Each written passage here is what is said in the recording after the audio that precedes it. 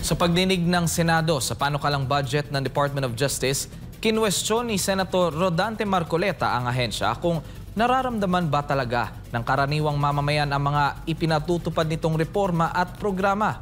Narito ang balita ni Jane Wezan.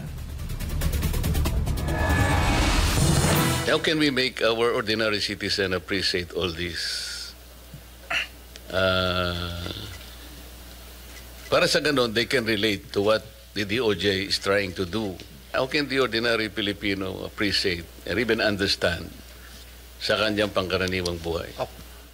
Yan ang tanong ni Senator Rodante Marcoleta sa Department of Justice kaugnay sa pagdinig ng kanilang panukalang pondo para sa susunod na taon.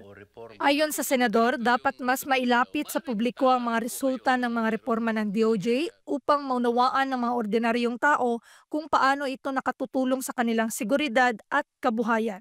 Sinabi ni DOJ Yusek Jesse Andres, isa sa pinakamalaking reforma ng kagawaran ay ang pagpapataas ng pamantayan ng ebidensya bago masampahan ng kasong kriminal ang isang individual.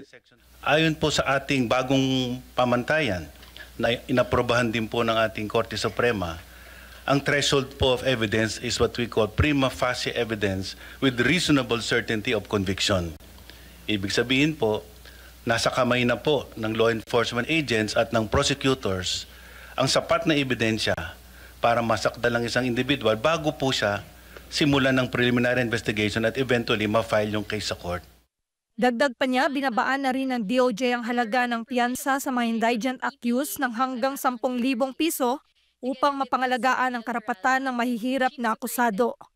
Kunestyon rin ni Marcoleta ang ulat hinggil sa bagong kondisyon na pinapataw sa mga saksi bago matanggap sa Witness Protection Program. Git ni Marcoleta, wala sa batas ang ganitong rekisito at hindi dapat lagyan ng dagdag na kondisyon ang programa na naglalayong hikayati ng mga saksi na tumulong sa mga investigasyon. Ayon sa kanya, tila lumalabas na kailangang magbalik o magbayad muna ng restitution ang isang saksi bago maaprubahan ang proteksyon, bagay na wala sa nakasaad sa batas. We are in the process of asking their help to identify yung mastermind. It cannot be done easily. Kaya nga natin ginamit ang batas na to help the state. Ngayon, kung kayo po pala ay mag-prescribe ng isa pang requirement which is not in the law, I cannot believe this. You are including an opinion which was not expressly enumerated under Section 10 of the law.